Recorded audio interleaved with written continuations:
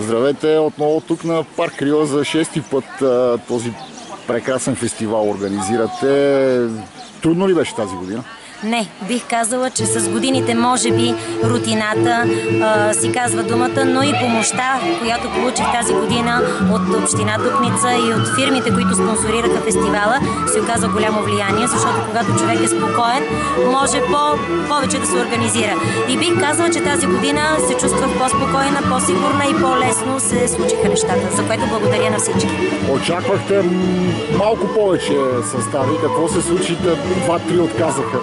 Да, наистина очаквах малко повече състави. За съжаление, тази година сме с 16 колектива, но първоначално казвам, че причината е защото наскоро имаше други фестивали в региона и колективите трябва все пак да се разпределят, да отидат навсякъде. Не може един и същи колектив да ходи на 3-4 фестивала.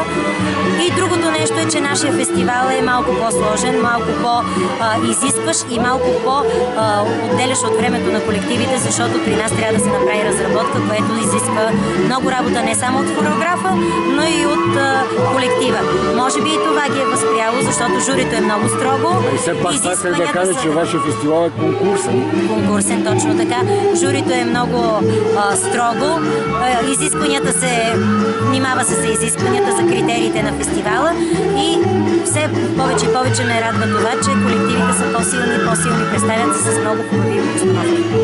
Всички са усмихнати, днес също времето е усмихнато. Това е добър плюс след тези дни, когато това. Дай Боже да бъде усмихнато и днес и утре, защото днес сме на сцената на парк Рила.